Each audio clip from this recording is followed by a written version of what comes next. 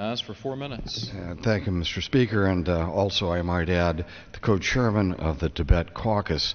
I rise in strong support of this resolution, and I would like to thank both leaders of both parties here, and Howard Berman and, of course, Ranking Member Ross Layton, for all of the hard work that they've done over the years to support the cause of the people of Tibet. But also I'd like to point out that Nancy Pelosi, our esteemed speaker, has over her career put out enormous efforts on this issue, and it's an issue of the heart and the soul, and that's why you see people in both parties who have committed themselves to this noble endeavor of supporting a people in a distant land somewhere on the top of the world, on the other side of the earth, supporting them in their call for recognition of their human rights, and for us to recognize that instead of dealing with tyrants and bullies and gangsters in regime in Beijing, a regime in Beijing that oppresses their own people. They are also the world's worst human rights abuser, and the regime in Beijing is the oppressor of this actually peace-loving people on the other side of the world, the Tibetan people.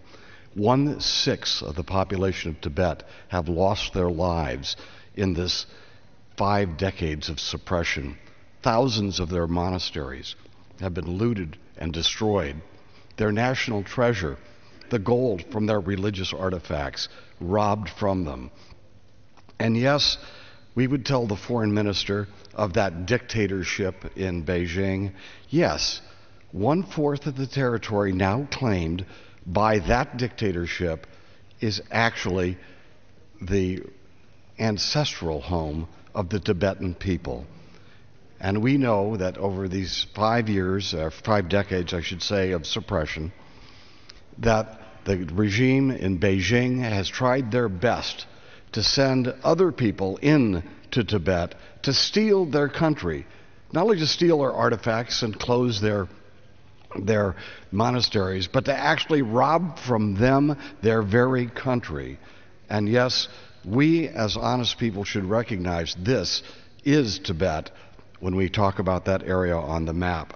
The Tibetan people, as the other people in China, have suffered because the United States and other free countries have treated Beijing as if it is a moral equivalent to the other countries that we deal with in the world.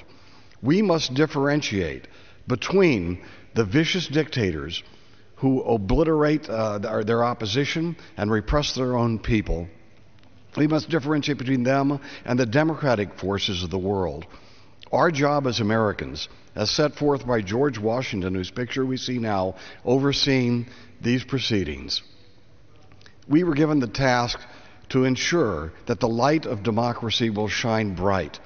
It does not shine bright on governments that turn their back on the oppression that we've seen by Beijing, the suppression of the people of Tibet, which we recognize today in this sort of 5 decades of suppression. So today, let us recognize that the Dalai Lama has been a force for peace and freedom and justice in this world.